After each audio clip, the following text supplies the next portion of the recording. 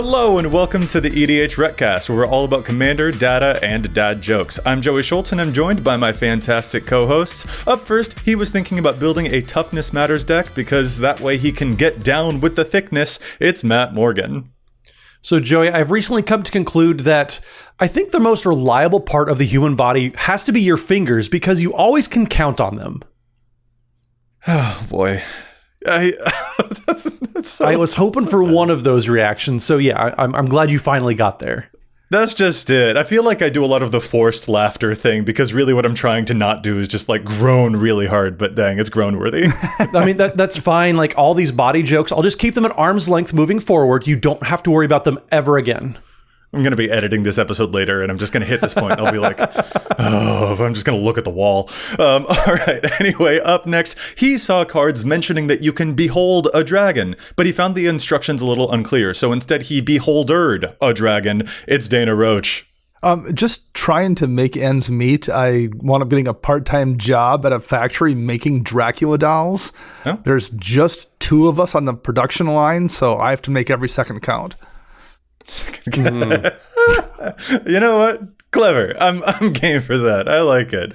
And again, I laugh to keep from groaning, from crying internally. Yeah.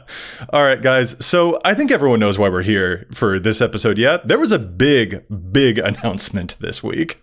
Oh, I thought we were here because this is just what we do every Friday. But yes, there was an announcement too. You are correct, Joey.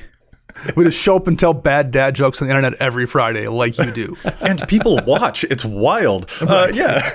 No, there was an unbanning announcement, an update to the brackets and the philosophy there, and a bunch of cards were added to the Game Changers list, in addition to a small number of cards coming off of that Game Changer list. So big change for all of that. Unbans, even 5 cards unbanned. That's pretty wild. Mm-hmm. So yeah, there's a lot to cover here. Real quick, before we get into our main topic though, let's do some quick shout outs. We are excited to be teamed up with Dragon Shield. Their sleeves come in dozens of colors and art variants, and their sleeve crafter tool at dragonshield.com is a fantastic way to let you design personalized sleeves for your Magic collection. If you click on the link in the description below, you get 5% off any Dragon Shield product. It makes your purchase cheaper and it supports the show. Protect your deck with the best in the field. Protect it with Dragon Shield.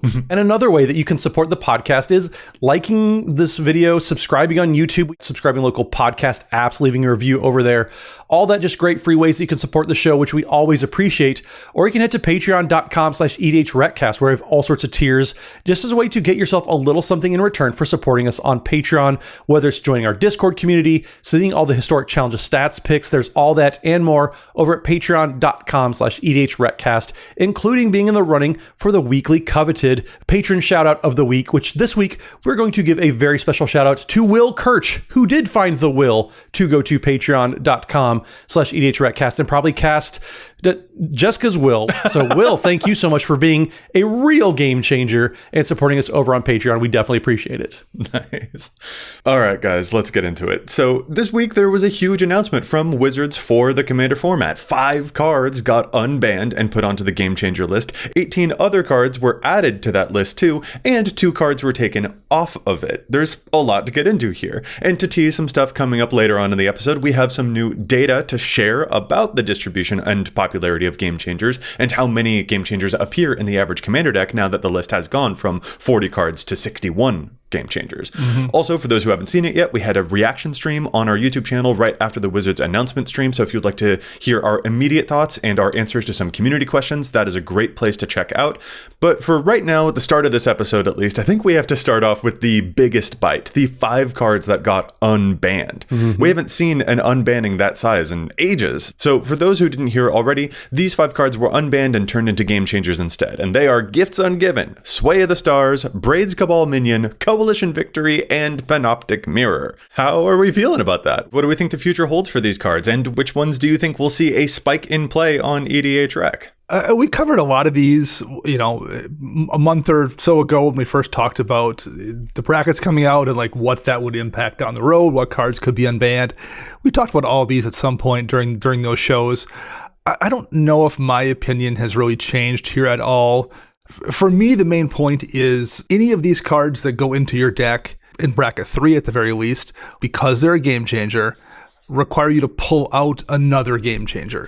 So like as backbreaking as Coalition Victory might be in your, 5-color dragon deck, it's requiring you to remove a backbreaking card like Heuristic Study or Smothering Tithe. So I think there's a balance to be found there. And in bracket 4, where you don't have to necessarily remove something, well, it's such a free-for-all there anyway at that power level that it probably doesn't really matter. So the bracket system has given a lot of freedom, and I think even cards that I don't think are particularly good for the format necessarily are balanced by the fact that you have to pull something else out that's game-changing to make room for them. Oh. Yeah, with the specific unbans that we got this week, it certainly is a shakeup. Gifts Ungiven probably is the only card that's probably going to find its way into any of my decks, because compared to the other 4, they're kind of doing something very specific and maybe a little degenerate, where that's just not the type of games that I like to play. But Gifts Ungiven, because it hasn't been legal in forever, it's 3 and a blue for an instant that says, search your library for up to 4 cards with different names and reveal them.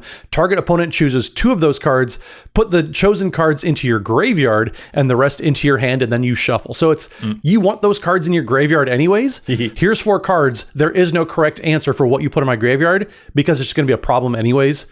That really is kind of the card that I anticipate being the most played of all the cards that are unbanned. Agreed on that for sure. That one's compared a lot to the card Intuition, which is legal and which has a very similar effect, and which, spoiler alert, is also a game changer now. So there's just a nice symmetry with those cards both finally living in the same neighborhood. Intuition shows up in 50,000 decks, and I imagine Gifts Ungiven will have just as bright a future ahead of it, and will get the best adoption of these 5 unbans. Compared to cards like Sway of the Stars, a 10 mana card that more or less resets the game, I foresee that one having the lowest adoption of these. I anticipate that it gets the Worldfire treatment, which that card barely scrapes 10,000 decks right now. So maybe people try breaking that spell with like Foretell or Suspend synergies, but I just think overall it will prove to be more of a tedious card, and people will find that they just don't really care about it. I think one more thing worth noting on Gifts Ungiven as well is, number one, it's going to see a ton of CEDH play, where Intuition already sees a ton of play. Definitely.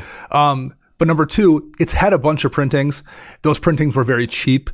This is a card where people just probably have it lying around in a stack from cracking a, Modern Horizons booster or that J signature spellbook or whatever. And it's a very easy card to just put in a deck to try out, versus no one's probably going to be, trying out Sway the Stars. And if you do want to try it out, like, you have to go seek one out and acquire it. Same with Coalition Victory for the most part. Same with Panoptic Mirror, that don't have a ton of reprints. Whereas Gifts, the easiest to use in just a general sense in a deck, and there's just copies out there that people had probably had for years and years and years they didn't use. I mean, if you look at online retailers and see the price of Gifts Ungiven today, 3 months ago, if you opened up... That has changed, yes. The math has changed. But if you opened up a Gifts Ungiven in a pack 3 months ago, you probably were disappointed. You are not disappointed anymore. So go find those copies of Gifts Ungiven. You probably didn't care when you first opened it. Yeah. So I think Sway has the least impact, and Gifts Ungiven has the biggest impact here. The others are a little hazier. I personally think that another huge one for Commander players is Coalition Victory. The 5-color spell that will win you the game if you control all the different land types and commander, basically. Like, if you have your 5-color commander, you're going to win the game when you cast a spell. This actually strikes me as a card that will have a pretty big upsurge in terms of its adoption, but then I think people might get a little bit bored of it, because it's not the most exciting end to a game. So I would anticipate that maybe this gets some early rise, and then it kind of peters out as people sort of have the primal surge effect with it, where it's like, oh, it's exciting to do probably only a small number of times, and after that it loses its luster. You start to crave different ways of ending a game. I think that's probably going to be the case for Panoptic Mirror and Sway of the Stars too. People will do it once just to say they did the thing, and they're never going to give it a try again, because how anticlimactic that ended. Sure. Panoptic Mirror, the way that it reads, so it's 5 mana for an artifact, has imprint, so you can pay X and tap it, remove an instant or sorcery card with converted mana cost X from your hand from the game, so you exile it imprinted underneath Panoptic Mirror, and then at the beginning of your upkeep, you may copy it, the imprinted instant or sorcery card, and play the copy without paying its mana costs. So it's a nice way to recur some big, powerful thing if you're able to resolve an artifact for 5 mana, pay X and tap it to exile a card from your hand, and then you get to cast for free every upkeep. well, that's really cool, but it's also going to be super repetitive. And so if there are people out there putting Wrath of God underneath there, if you're putting a time stretch or anything like that, you're going to have the exact same play space, game and game and game, just following after each other.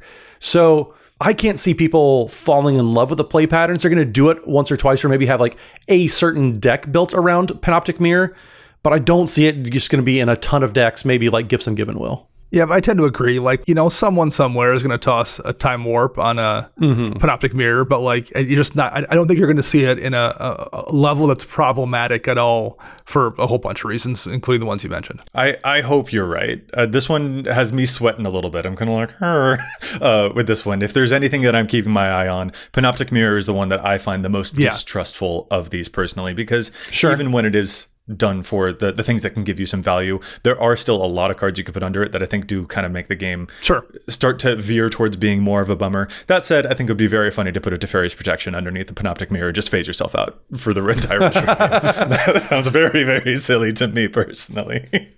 But if that happens, then I suppose it happens. We haven't touched on braids yet. I get the impression that we kind of don't care. Is that an accurate reading? Like you can see it in the command zone and you can opt out. Like that takes care of most of the problems with braids in the first place. Yeah, it's going to be a Turgid type of card. If I see it, I'm going to ask people to play a different deck. I have zero desire to play that type of game where turn 2 you Dark Ritual into it and I just don't get to play. Those types of games I'm not opting into anyways. I know that there's people out there. We have a friend who works for EDHREC with us who she's very excited to play her foil Odyssey version of braids. I'm glad for her. But I'm not looking forward to playing it the same way. Lots of different commanders I try to avoid. Yeah. And is someone occasionally going to Dark Ritual this out on turn 2 or something? Sure, that's going to happen once in a while. But like, there's all kinds of busted things that can happen with it not in the command zone. There's all kinds of goofy stuff that can happen anyway. So like, if that happens once in a while because you didn't see it coming, didn't know what was going to happen, and then it came out really early, I mean, that's a lightning strike kind of situation, and there's a bunch of those in this game that you just can't worry about banning around that, a 1 in a million kind of situation. And that just kind of also comes down to, that's the benefits of having the brackets and the game changer list anyways, is if you're not looking for that type of game, if you're trying to play in that bracket 2 space, you don't have to look over your shoulder at that. I'm excited to see what other cards they're willing to put into the wild from the current ban list, because this is a tool they didn't have before. So moving forward, I don't think just these 5 cards are going to be the only ones ever unbanned. They did say in the announcement that on Tuesday, these are the only cards that were going to be unbanned for the rest of 2025. But next year, after they have a chance to flesh out the bracket system a little bit more, I am curious what else they choose to unban. Yeah, that's just it. I anticipated maybe like 8 or 9 bans. We'd even joked around like, "Ooh, do we put a bet on this?" And we never actually got to any terms of the bet, but I would have lost it. But it is because I do think that there is more room for other things to become unbanned, and legends in particular are a thing that I have my eye on as players. They even say in the unbanning announcement article here that players seem to have gotten a lot better at identifying things, especially in the command zone, that they would rather not play against. So to me, there is a little bit more room for other legends to potentially come off of the ban list and go onto the game changer list, which I'll use that as a kind of segue here to ask if there are any other unbans that could have happened that we are surprised not to see, or that we think maybe Wizards missed a trick on that. Going off of my example there, I think that there is potentially a future in which like a Ryo could also go away from ban list onto game changer list. It is the kind of thing that I know I don't want to play against, and therefore is it safe to do so, a la what we just saw with braids. So are there any vibes like that you guys would want to share? My only concern with that approach is when it comes to CEDH, I don't know if they're going to be very willing to sacrifice that. And doesn't really create any benefits, and it's just all downside. Okay, yeah. Yeah, that's what I feel mostly about the rest of the cards in the ban list that didn't come off. There's nothing I want to argue in favor of unbanning personally. I'm kind of in the same boat. I'm content to have the ban list stay exactly how it is. Yeah. Commander has moved super slowly over time. It's been a very slow evolving kind of format. I'm glad they only unbanned these 5 cards, because anything more, I would be more worried about kind of what happens in standard or modern, especially like when a Modern Horizons set type comes out. Yeah. Where it's a massive overhaul and the entire format changes. I don't want the landscape to change that quickly with just one unbanning announcement. So I'm fine with them being kind of showing deference towards the ban list. That is definitely the one thing that I appreciate. Why just upend everything we have going on? Because Commander overall is still in a really great spot right now. Yeah. And I think it's important for us to note here too, that it is, quote, safe to unban a lot of these cards given the status of the game changer list and the bracket system. Right. In a world where there wasn't that, to help try and separate these from those more like pre-con associated levels of play, these cards feel a lot less safe. But when there is a way to relegate them away from that, like Matt, you had joked in the reaction stream, if they tried to unban Coalition Victory without these types of safeguards, I would have laughed in your face. Like, 100%. Yeah. Yeah. The game changer list does facilitate a lot of these feeling safer. 100%. I'll register one last thing for me that I think is kind of a surprise, I suppose, that I think, or at least I think they could have gotten away with unbanning it too. And it is, not an effect that I enjoy, but I've mentioned Sundering Titan on a past show. It is a mass lane denial card. And mass lane denial, we know, is automatically relegated to bracket 4. Not sorry that it stayed where it is, but it is something that I, again, have my eye on for the future because it does feel like a card that automatically relegates. And so that was one last thing that I'll mention. My only concern, and Gavin kind of addressed this a little bit too, is, and I mentioned this point a little bit too in an early podcast, kind of reacting to the bracket announcements, cards like Sundering Titan, like Sylvan Primordial, where they're stripping resources from your opponents. Those are the types of things that are unfun. Like, yes, they're powerful, but the format's full of powerful things. And so using the yardstick more of, is this unfun to play against because it's taking resources or denying agency? Those are the types of cards that I do think, I think Sundering Titan, there is some opportunity to do some harm. Totally fair. We'll throw one last quick appreciation that they didn't touch any of the recent bans, that those stayed exactly where they are. I appreciate the effort that I probably took because honestly, Big Papa Hasbro was probably breathing down everyone's neck to unban. So the fact that that didn't happen, I think is really cool. And I'm glad that it stayed exactly where it is. That feels like, for now, absolutely the right move. Yeah, and we will not see any movement on that either the rest of this year. Now, will that change next year? Who knows? Possibly. But this year, we know, lock that in and plan accordingly. All right, those were just the unbans, but we've got more to discuss, including some new data that you'll want to see about how many game changers people are running now that the list has grown from 40 cards to 61 cards, and what we think of the cards that Wizards put onto that list. We're just going to take a quick break for a message from our sponsors, but stick around to hear more about that new data.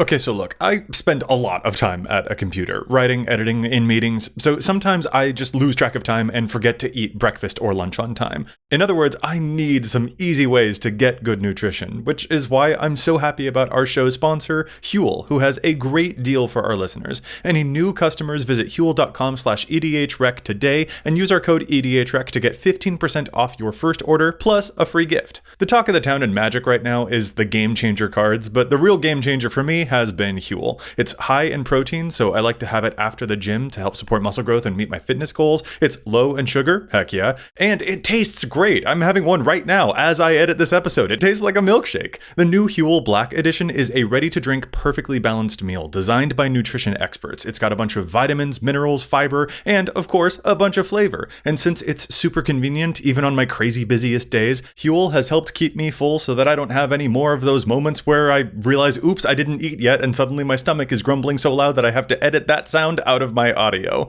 Thank you again to Huel for sponsoring this episode. New customers visit huel.com/EDHREC today and use our code EDHREC to get 15% off your first order plus a free gift.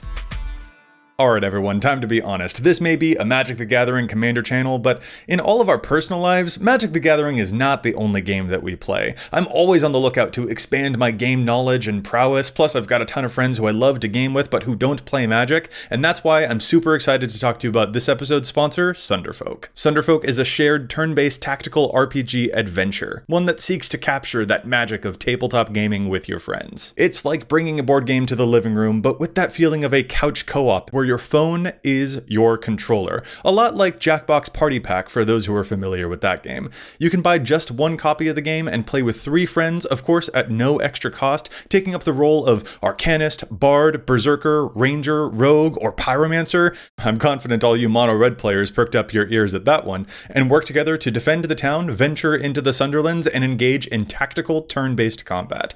Friends and family will learn to play super quickly because all the information you need is right in the palm of your hand. Rediscover game night with a tabletop-style RPG placed right onto your phone that you can play with your friends. Download Sunderfolk on PC, PlayStation 5, Xbox Series XS, and Nintendo Switch now. One of the other biggest changes, we got 5 unbans, we got 2 delistings, but then we got 18 other cards that were added to the Game Changers list. A 50% increase of the size of the Game Changer list. Whole bunch. And this, I think, is what we'll end up talking about for the rest of the show, because that is a big, big move. Are we excited? Are we happy? You can probably hear that I'm smiling, but what do you guys feel about it? Well, let's just give you the list of cards first. I'm not going to read them all off because everybody here, you know what these cards mostly do. So we're going to start off with Teferi's Protection, Humility, Narset, Parter of Veils, Intuition, Consecrated Sphinx, Necropotence, Orcish Bowmasters, Deflecting Swat, Gamble, Worldly Tutor, Seedborn Muse, Crop Rotation, Natural Order, Food Chain, Aura Shards, Notion Thief, Field of the Dead, and Mishra's Workshop. Okay, I'm done talking for like 20 minutes. Somebody else take it. Aerobic activity that was. Right. Yes. Yeah, last time when we got through an initial list of 40 cards, I think us, as well as most people, content creators included, had a handful of, well, what about this? Well, how come that isn't on there? And I don't really feel that way anymore. Like the cards they added seem to have filled in all of those blanks that we had where we were asking, well, what about this or what about that? It feels like it, for the most part, encompasses all of those things now. I billion% agree. It felt like maybe the original road had some potholes in it. Now I don't feel that way at all. Maybe there's like a crack or two, but it's not quite the gap that I used to see. I honestly, there some of these I just I looked at the list and was like slam dunk on, for instance, Teferi's Protection. Like, to me, that felt like correct to go there. Necropotence. I've got a great big one in the back of my set right behind me, and it's because the card's gnarly. So I'm delighted to see that type of thing here. And of course, the expansion of only 3 green Game Changers, and now there are 8 green Game Changers. An appropriate amount of green Game Changers, yeah. Right. There you go. Yeah, that expansion feels the most correct and the most cause for celebration to me, is to see, there's some ways that green needs to make sure that it can relegate some certain differences between brackets 2 and 3. And so I was the most happy to see some of those. There's nothing that I'm actively celebrating going on the Game Changer list, but it's all things that I look at, I'm like, yes, this all makes sense. There's no argument. Tidying things up too. To me, there was 3 different classes of cards that are going on the Game Changers with this announcement. One was clerical. It was getting things just to be in line with what other colors were doing, whether it's adding Worldly Tutor and all the tutors to the Game Changer list. Sure. Then there was, we're going to make sure that wheels and wheeled decks are a little bit harder to do at lower power levels. Narset, Parter of Veils, Orcish Bowmasters, cards like that where you cast a wheel with any of these cards on and you're overwhelmingly taking over the game. And then the rest was just general power level stuff, like the Teferi's Protection, like the Field of the Dead, those types of cards there. So none of this jumps out to me as something that just needs to be argued. You can nitpick, but I don't think it's worth it. That does kind of beg the question, do you guys feel comfortable with this many cards being added to the list? Or is this not a number that you're happy to see? I mean, I gave the player base maybe a little too little credit when it comes to being able to manage a ban list plus a Game Changer list. It seems like everybody latched onto it pretty quick and easy. So I'm not afraid of having a list that grows a little bit longer, as long as it doesn't get too much bigger. That's my only concern, is if we keep adding it. We've had several discussions about that. If you want to check out our previous discussions on that, look at our past episodes. But like I said, I'm pleasantly surprised at how well the community has latched onto it. Granted, it's also been, okay, here's 40 of the best cards in the format, and everybody's like, okay, yeah, we know. The fact that, I said earlier in the show, this kind of filled in the greatest hits of why wasn't this on the Game Changer list, makes it feel easy to remember, right? Before I was like, isn't Necropotence on this list? Yeah, well, now it is. So like, they know like the cards I was in question about for the most part are on here. I think it gets a little unwieldy when we start getting much bigger than this. That's not to say there isn't room for growth, but I think we're closer to the end of the amount of cards that we're going to go on it. What are we at, 61 now? It can handle a few more, but I don't think it's going to handle. I think 20 more is going to get pretty unwieldy. So I'm going to guess we don't get that many. I think we're going to stay somewhere on this mark, maybe add a few more here or there. For sure. And to point to something concrete about why I like where the list is now, let's introduce that new data that we teased earlier in the episode. So in a prior show, we broke down how many game changers people are actually playing versus which brackets players are reporting their decks to be at. And so real quick to remind folks, here was that data from the original list. Going to throw a lot of numbers at you, but bear with me for a moment. The breakdown was that 52% of decks contained 0 game changers, 33% contained 1 to 3 game changers, aka at least a bracket 3, and that left 15% with 4 or more game changers, aka being bracket 4 or 5. And in that past show, I had noted that I don't love this distribution because we contrasted that with another data poll we did and saw that it didn't match with the ways that players on deck building websites like Architect are self-declaring their decks brackets. There were a lot of ways they didn't match up. As a quick and easy example, 24% of players reported their decks as being brackets 4 or 5, and comparing that to the figure of only 15% of decks showing 4+ game changers, that feels like an uncomfortable gap.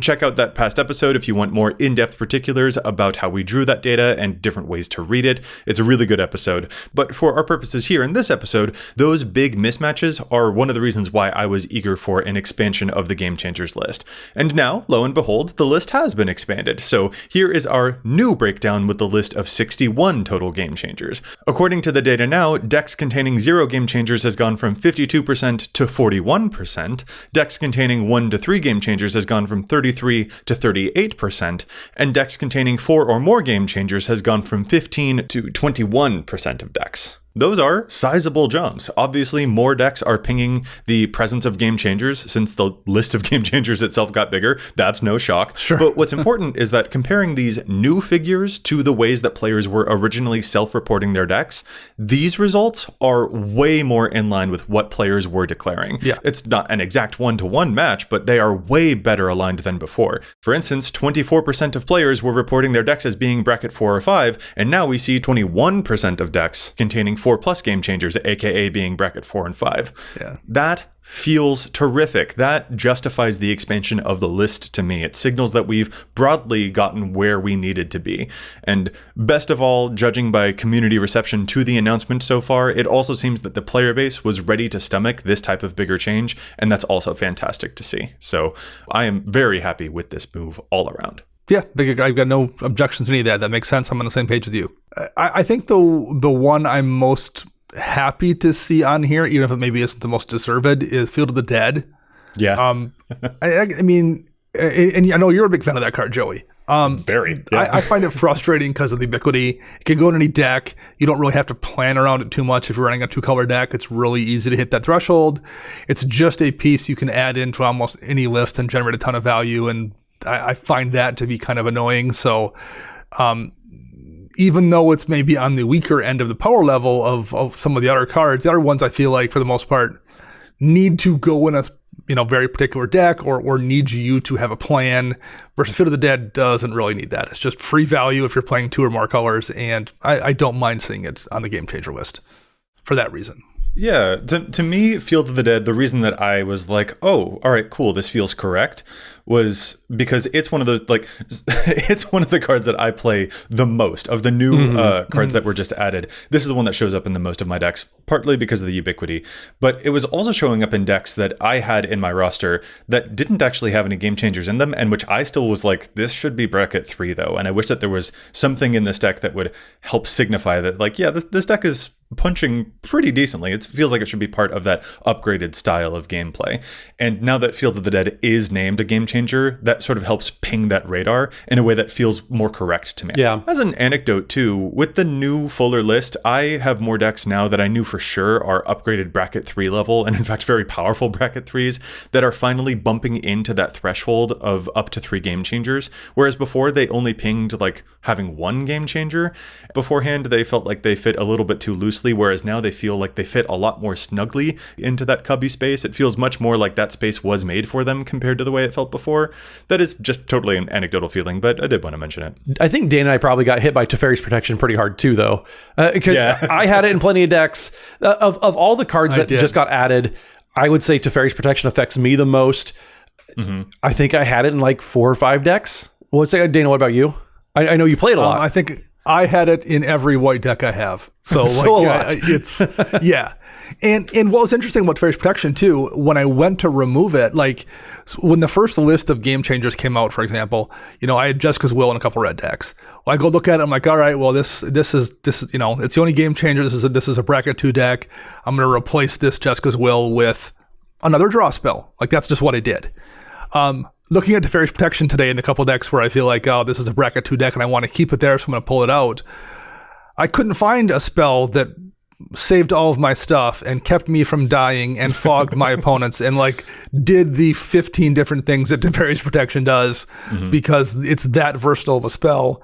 And that's why it's a game changer, right? Like the fact that I can't just like 1-for-1 replace it with a slightly worse version says everything about it. It absolutely deserved to be a game changer. Looking at the numbers too, like we can see that Teferi's Protection, of all the cards that were added to the game changer list, Teferi's Protection was pretty clearly the most commonly played. Mm-hmm. So Dane and I aren't alone in being affected that a lot of our decks are going to have to reevaluate if it really needs Teferi's Protection or not. I kind of want to circle back to a thing that you had mentioned, Matt, about some of the tone of the new game changers that were added. You had mentioned how like they seem to be targeting wheels. That's actually part of how I feel about like the addition of, for instance, crop rotation here as well. There's been a little bit of expansion to certain signposts of an archetype, which I am also happy to see here. Wheels is a very clear example. And lands decks, I would also say, are an example. And I'm happy to see that type of development. I don't think signpost bans work nearly as well as signpost game changers do. Things that help you differentiate between a lands deck versus that lands deck, or a wheels deck versus that wheels deck. So I'm also like, I find myself very interested and happy to see those types of developments here in the game changers list too. That's exactly what I had wanted from future development. So I'm really happy to see that we got it here. And we got it here, and we got some great communication from Gavin and the group that manages this format as well. That's one thing I think worth shouting out. They gave us pages and pages of information about why they made the changes they made and why they maybe didn't make some of the changes they didn't make. Mm-hmm. Yeah, the article, if you haven't read the article by now, you get so much insight, so much just glimpse behind the curtains, which we don't really get very often from just game designers in general. Most time it's, here's the game, have fun with it. Mm-hmm. Well, getting this insight that they gave us in this article was so valuable, because they break down, here's other cards that we didn't ban or add to the game changer list, and just seeing their thought process behind all of that, I very much appreciate. And it kind of helps me understand more what they're looking for. And then that way I can make sure I'm not just saying random wild things that just they're never going to happen. I completely agree with you guys. The level of transparency here is not something I ever want to take for granted. It's really, really cool to see. With all of that, though, I am kind of curious. I've heaped a couple of praises here on this list of new cards because I had wanted to see it expand. But do we have any surprises amongst this list? Cards where you're like, oh, really? Ones that made you raise an eyebrow, scratch your head at all? What do you think? The two for me that jumped out that just, they didn't really feel on par with what the rest of the other cards that were added today are crop rotation. To me, crop rotation in conjunction with Field of the Dead. That feels very targeted to me. Like they're really hitting home with like this one interaction. So that one jumped out to me. And then Orcish Bowmasters, I understand that it's a very, very powerful card. And I'm not saying none of these cards aren't. It's more, Orcish Bowmasters is only as good as what the rest of the table is allowing it to do. So if you're playing at the lower power brackets, Orcish Bowmasters isn't doing near as like game changer worthy levels of work, I should specify, as it would be at a bracket 4 pod, as at a CEDH pod, where it definitely is one of the most powerful cards on the table. So for me, just how modular Orcish Bowmasters power level is, it's a little confusing to me. I'm not saying it's not powerful. It's really just relegating it only to those levels of play. Yeah. Dana, any surprises on your end? No, not a gamble jumped on me a little bit. I felt like, it self-regulated into bracket 4 for the most part, where it was appropriate to be played anyway, even if it wasn't a game changer. So that one caught me off guard a little bit. It just isn't the kind of card that, that gets played at power levels where it isn't appropriate. I've always maintained that's the problem with Dockside Extortionist. People were playing it in places that shouldn't have been played.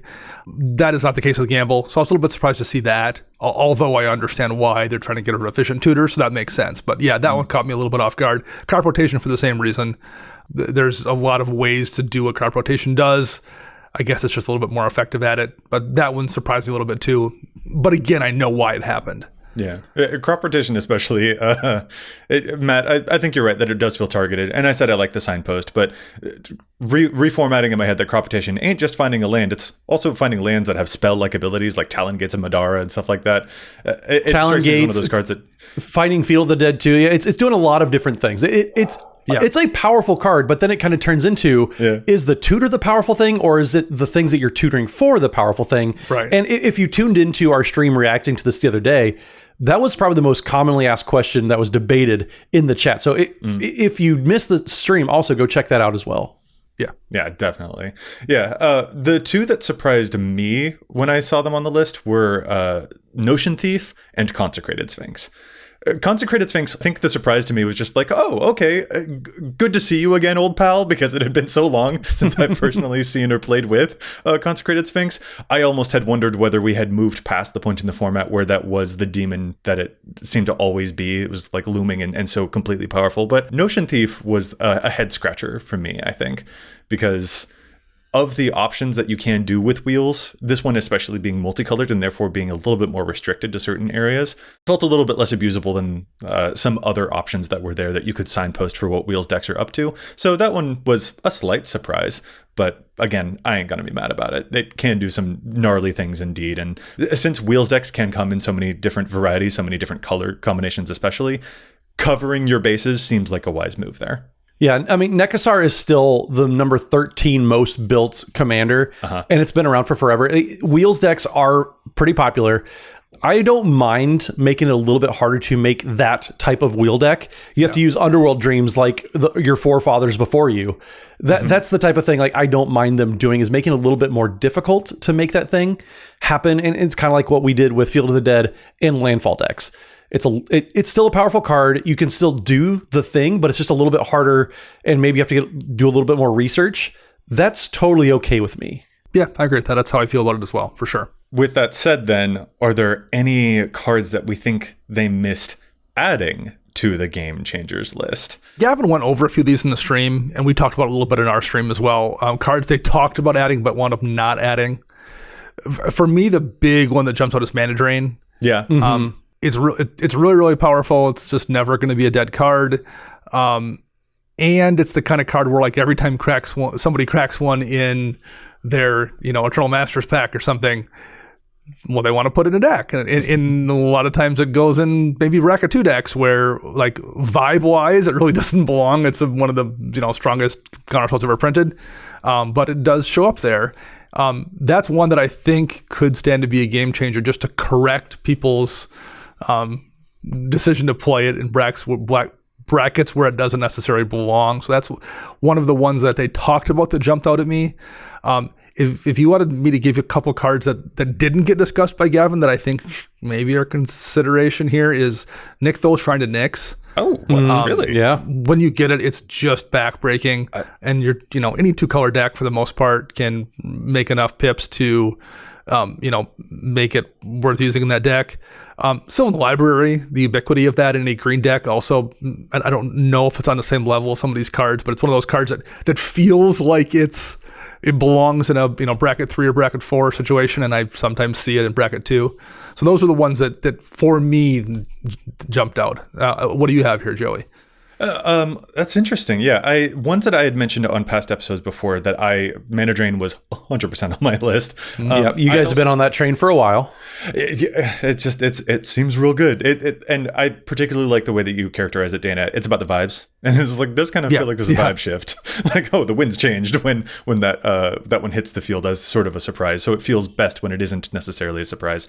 Phyrexian Altar is one that I had mentioned before that can hopefully maybe differentiate between like an aristocrat's deck versus that aristocrat's deck, but also I am biased. I have a personal favorite taste in tea, and it is usually aristocrats and sacrificing all my stuff. So totally fair if that's not necessarily on the radar, because I doubt that those are necessarily the most powerful strategies at the highest tier of EDH or in competitive circles or anything like that. So that is possibly a biased thing for me, but Phyrexian Altar could strike me as a thing that differentiates between certain lower or more upgraded types of decks, and potentially even its combo potential is another thing that I was having my eye on. And maybe one last one that I'd throw out there is also Hermit Druid. A deck doing graveyard things versus a deck doing Hermit Druid graveyard things also sometimes stands out to me. Then again, though, that is a creature. It has summoning sickness. There's an opportunity to respond to that. I think it can rocket the game in a different direction if it happens to go off early, but that is not necessarily a guarantee. So the more I've thought about it, the more I'm like, I wasn't necessarily married to it, but those were the ones that I think I had my eye most on that didn't end up showing up here. Mana Drain's the only one where I think I would personally, if I had a vote, like I would like really push that issue compared to the others. Yeah, I like your arguments for Phyrexian, any of the altars. I mean, Ashnod's Altar as well. Rarely used with good intent. So I could see the arguments there. I still think there's a very strong argument for the Great Henge. It does just everything. It not only draws you cards, it gives you mana, you get life out of it, you put +1/+1 counters. It just is literally everything. And it just housekeeping wise, it can get bogged down pretty quickly. They did address it a little bit in the follow-up, and for me, the argument to include the Great Henge is a little less strong. I feel I've softened a little bit on it now that Trouble in Pairs is off the Game Changer list. So I don't feel it should be punished near as bad. So a lot of people have been talking about Farewell as a way to hard reset the game. There's a lot of strikes working against it, but the play patterns it encourages, though, I do think are worth mentioning. And potentially also worth mentioning for us here, too, is that the one-time effects, like a Farewell, those aren't on my radar at all, partly because of their one-time. It's a one-time thing. And their sorcery speedness as well, compared to the stuff that lingers. So Aura Shards, for instance, 100%. was added to the Game Changer list because of the persistent effect that it continues to have. And that's also why they mentioned Grave Pact and Dictate of Erebos, the ones that just force people to sacrifice stuff, were also apparently in conversation for those same types of reasons.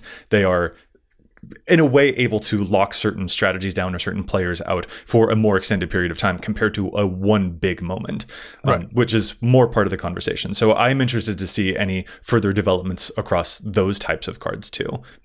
Yeah, 100%. As an Aura Shards player in my Emil the Blessed deck, it 100% belongs as a game changer because, like you said, the pressure it applies, not just a one-time effect, but the rest of the game until it's answered. It's so hard for some decks to get out from underneath that. And I 100% agree that Aura Shards belongs on the list. And Dictate of Erebos, Grave Pact effects for that matter too. Yeah, I could certainly see that. One other area of expansion that I think is interesting, they do, in the announcement, they address that they aren't adding like a whole bunch of other legends to this too, because to sort of summarize what I think the impression is here is that seems like probably opening the floodgates a little bit.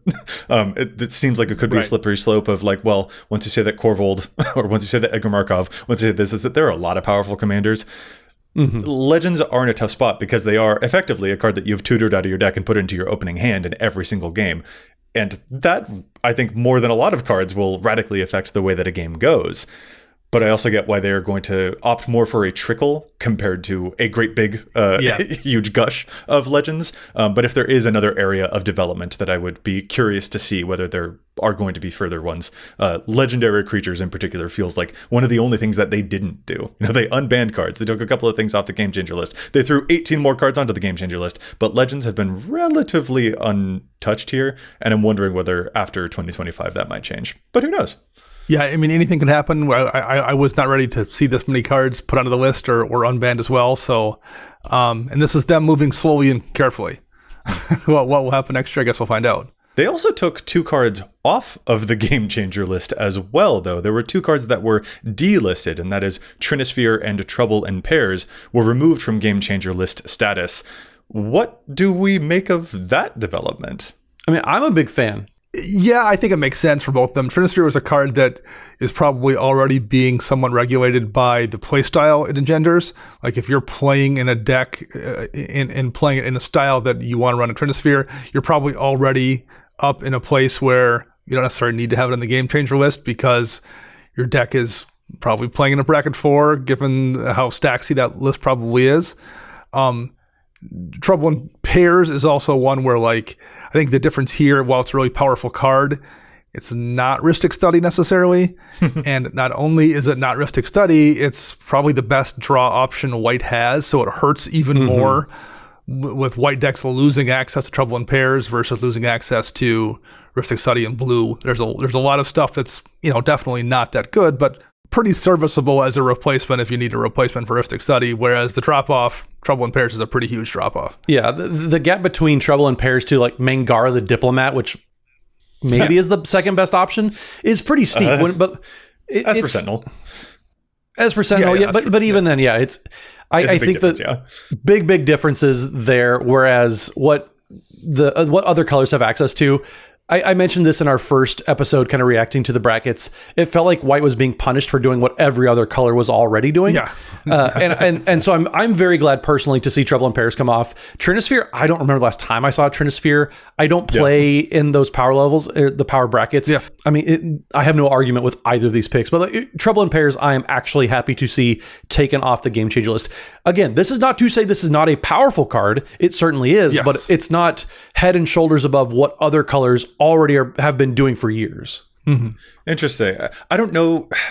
I'm divided on Trouble in Pairs personally. I feel like I still I was happy with it on the list, but I'm also not sure. Like, I do not have a big reaction to it being removed either necessarily. So I'm going to take that as a sign of just like, it doesn't need to concern me. It can concern the people who it concerns, and I'm not one of them.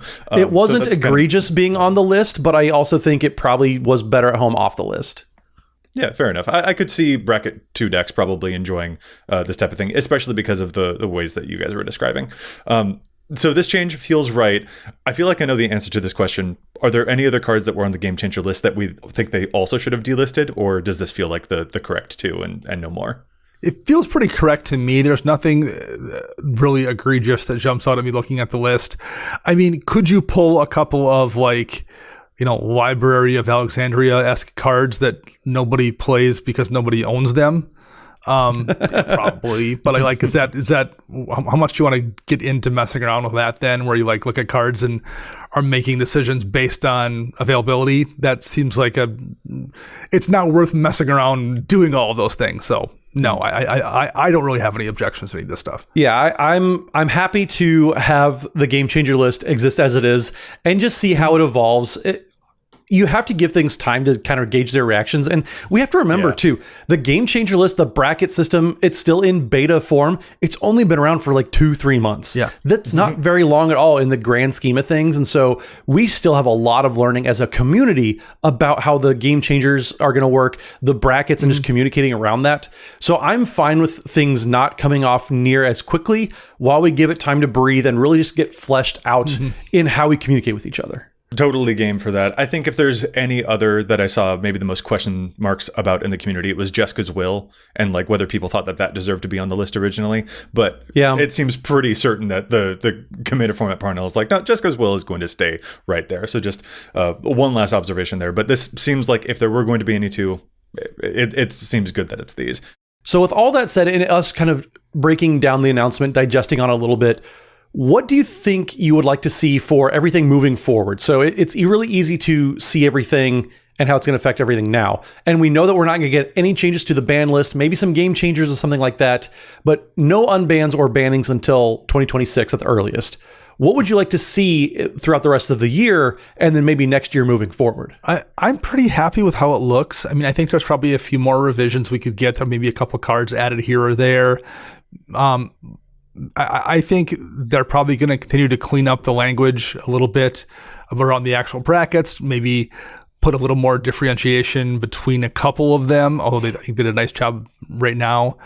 But I think we're closing in on mission accomplished territory as far as what I wanted from this system. I'm pretty happy with it. I don't think there's a lot of things that I want to see changed. Okay. I think for me, the biggest area that could still use the most amount of clarity is still that separation between what constitutes a bracket 2 and what constitutes a bracket 3. Right now, it still feels like there's a bit of the step between those two feels the largest, between bracket 2 being described as the quote average precon experience, which is a very vague term to me, versus bracket 3 where you're playing up to 3 game changers. So a bracket 3 experience could be fierce guardianship, force of will, survival of the fittest type of stuff. That feels like there's some distance there to me still, and I think I would have appreciated a little bit more clarity about what they mean by the stuff that is supposed to characterize the average precon experience. That doesn't mean like adding more game changers or taking off or anything like that. I think that if there's an area where I would love the language to become a little bit more over-explainy, even, that's the area that currently takes up my attention. That's the place that I'm focusing on.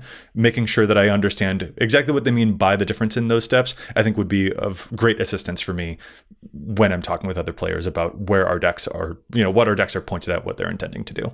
So that's, I think, my impression. Yeah, that's kind of how I feel as well. One thing I would like to get a little bit more clarity on, and they talked about this a little bit on the weekly MTG stream where Gavin and Blake Rasmussen talked a little bit about it, is they mentioned that the CFP is looking into kind of a bracket 2.5 or a bracket 3.5 type of new space where there's just better differentiation between the average precon that they're talking about, between all these upgraded brews that people have. That's one thing I'm very, very curious about, because they hinted towards that, and I know they're not going to roll something out before it's truly ready. That is something I would love some more clarity, some more insight on, and what they think behind that, whether it's does that get expressed as we're just introducing another bracket, and so that's something, now there's bracket 3 is actually bracket 4, and then there's 5 and 6. What does that look like in execution? I'm very curious to see what that nugget was that they dropped in the live stream. I mean, I'll cop that my immediate reaction to that is trepidation. Things like 0.5s sound like they muddy the water a little bit and could have a negative knock-on effect on how the rest of the system works. It may, down the line, as you said, end up taking a completely different form, but my immediate reaction to that concept was just like, oh, some of that sounds kind of risky. Yes. And I think ultimately, I think there's other stuff to clean up way before we get to anything like that. And it sounds like even the cleanup might still take a little while. So that's just where my priorities lie, at least. Yeah, it's very half-baked. It's not a full idea, which is obviously why they didn't introduce it. But I want to see what that turns into, is my curiosity, because I do not want a bracket 2.5. Yeah. I agree. That feels very messy. It's kind of a not quite sloppy, but it doesn't fit the rest of the vibe that they're going for. But the intent behind it, I understand, because players, like, a big piece of feedback was there's not enough separation between bracket 3 and 4. How can we give that to them? And so what that looks like in execution when it finally is ready, that's what I'm the most curious for. And one final thing that's more about us as players than it is about what Wizards can do, I think it's good to occasionally make sure we reacquaint ourselves with the fact that the game changers are not simply about being individually powerful cards. Yeah. That's one of the reasons why I favor having some signpost game changers, for instance. Like, some cards sometimes serve as weather vanes that aren't powerhouses themselves, but rather indicate that your deck contains a whole lot of synergies that make that card useful in the first place. They indicate that your deck is really well thought out and therefore probably an upgraded deck, and therefore you know what your intent with that deck is, which is how we help the whole table figure out what to play. It's good for us to strive to remember that the Game Changer list isn't a checklist of powerful cards, it is a communication tool to try and align the vibes of the table. For sure. That's why, for folks who have posited, for instance, having Sol Ring as a game changer, those folks are right that Sol Ring is a super powerful card. The thing is, saying that your deck contains a card that everyone is playing, that doesn't communicate very much compared to the stuff that you learn if I give a table a heads up that my deck contains a Draenith Magistrate or a Glacial Chasm. Or another posited theory out there, letting one game changer into the bracket 2 space, which was often cited in conjunction with the Sol Ring idea. Unfortunately, while again, I see the logic of what folks are going for there, having that as a rule would therefore eliminate the function of bracket 2, where it can be a space that you know for 100% certain does not contain stuff like Smothering Tides and Studies and Rifts and whatnot. Introducing ambiguities, even if they feel logical, circle, they do kind of destroy that whole pillar's point and ruins the communicative efficacy of saying your deck is a bracket 2. So yeah, there's so much more that Wizards can keep iterating on and should keep iterating on here, but there is also a thing that we as players can do too, and that's to make sure that we don't miss the forest for the trees here, and that we reconnect with why this tool was even created in the first place. The whole point is always going to be making sure that the whole table has a good time. Whether you're using this system or not, whether you're talking with strangers or not, whether you're discussing the new UNBANS with your regular play group or not. So going forward, my hope is that we can all keep our eyes on that prize. Yeah, I'm on the same page with that as well. I'm looking forward to seeing where they take this moving forward. Real quick, hello, Kat. We're going to make sure that we get Dana's camera on for this moment of the show. Kat really wants to be part of the brackets discussion here, Dana. Yeah, well, he's got big thoughts on Teferi's protection. Well, certainly a really, really big discussion, and it's been interesting to sort of take the temperature in the room, see how the community is responding to it. Overall, I think a lot of the reception has been, again, decently positive here, where it does have that vibe, Dana, that you were saying of like, it seems like it's filled in quite a lot of gaps and answered a lot of questions that people still had, which is a very nice development to see. This, of course, continues to evolve. I'm very curious to see whether it affects the deck building that people are doing.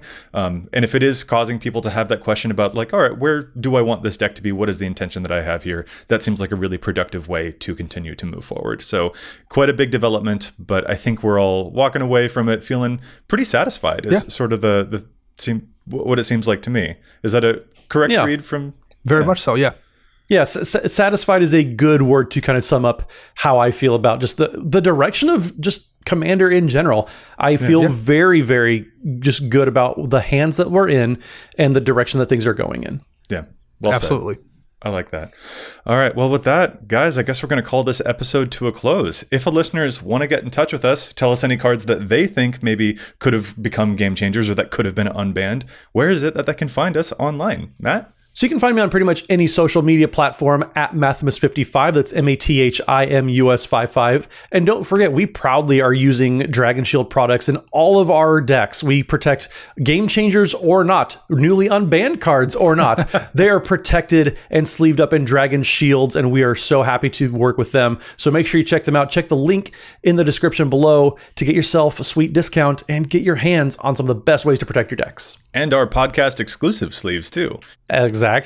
And Dana, how about you? You can find me online at Dana Roach. I'm writing articles for EDHREC. And you can find all of us together at patreon.com/EDHRECast. And you can find me online everywhere from Instagram to Blue Sky at Joseph M. Schultz. And you can find the cast online at EDHRECast. Plus, if you've got a question for us, you can contact us at EDHRECast@gmail.com. Listeners, we'll be back at you next week with more data and insights. But until then, remember, EDHREC your deck before you wreck your deck.